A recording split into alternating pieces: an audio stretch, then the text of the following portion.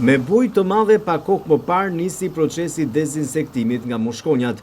Këtë vit u tha se kjo procedurë do të bëhet më shpejt se vitet e tjera, për shkak se temperaturat u rritën më ndjeshëm. Por duket se në qytet nuk ka ndryshuar asgjë.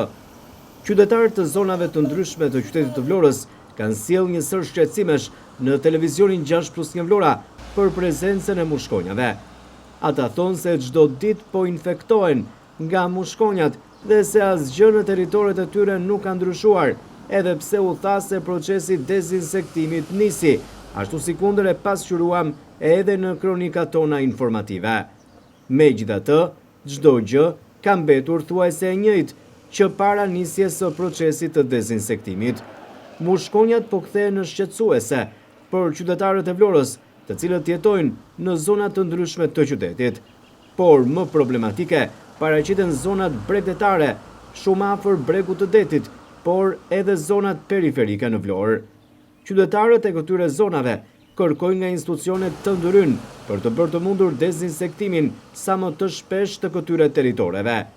Edhe pse u tha se procesi dezinsektimit do të kryej në të gjithë qytetin dhe më shumë prioritet do të kishin zonat bregdetare, duket se kjo gjë nuk ka ndryshuar as pak, pasi situata paraqitet problematike në këto territore, ndërsa ky proces do të realizohej shtëpi më shtëpi, por edhe në bodrumet e pallateve të vjetër.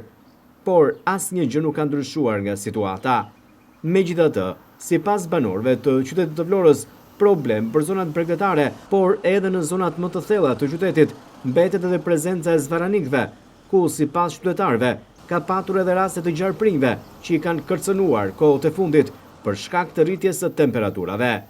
Ndaj procesi dezinsektimit, jo vetëm për mushkonjat dhe insektet, por edhe për zvaranikët, përfshiktu edhe gjarprinjt që janë më të rrezikshëm, duhet të marrë tashmë një tjetër përmas, por të realizuar në mënyrë konstante, por edhe në një gamë të gjerë, për të bërë të mundur sigurinë e qytetarëve në këtë sezon turistik dhe me rritje të temperaturash, ku nga ana tjetër qytetarët dhe pushuesit ankohen për prezencën e mushkonjave, por edhe të zvaranikëve, ku në disa zonat të qytetit kryesisht periferike dhe bregdetare, sipas tyre, ka patur edhe gjarprinj.